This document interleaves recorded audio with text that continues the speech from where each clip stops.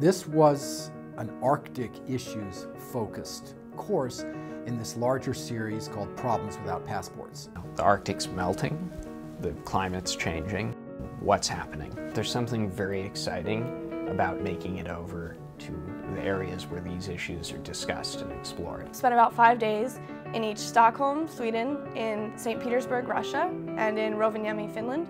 We met with groups like Greenpeace and World Wildlife Fund, who are very concerned with the environmental issues. We met with indigenous groups and climatologists, political figures, and really everything in between. Another reason why we wanted all these actors involved is the pedagogy behind Problems Without Passport is problem-based learning. And the students decide what the most important issues are.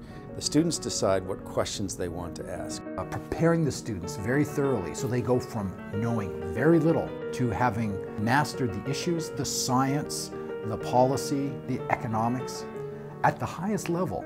All 18 of us on the trip were focused on this issue for probably 2-3 months beforehand, from the minute we found out we were in the program. Taking from all of that background knowledge and from all of these issues presented, the areas that interested you most, and then asking the questions of the right people that were going to give you the right information, or the most valuable information.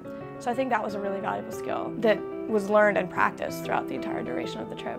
2 years ago, when I first came to USC, I would have never expected 2 years later to be in the Arctic Circle studying Arctic issues. We went to 70 degrees north in Finland, so we're so far up, we're beyond the Arctic Circle. And there's a whole line that says, you know, you're now at the Arctic Circle, and going even beyond that, just sort of like, how cool is this place? And also just so far from anywhere I'd ever expect to be studying, but the fact that yet there I was studying and gaining so much from it. We are working with the students almost 24/7. We are traveling with them, we're preparing ideas, we're listening to their plan for grilling this official or interviewing that diplomat.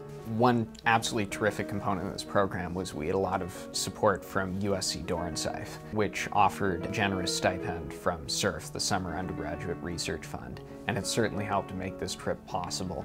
I would, hands down, I would do a Problems Without Passports every summer for the rest of my time here if I can. I guess one of the big takeaways of this program going into the future for all of us, regardless of our career paths, is that it kind of lit the fire under us as far as doing research. Because no matter what we do, there are more questions to ask and there are more issues to explore. And this program gave us the framework and the tools to begin to ask the hard questions and the good questions and the questions that lead to more questions.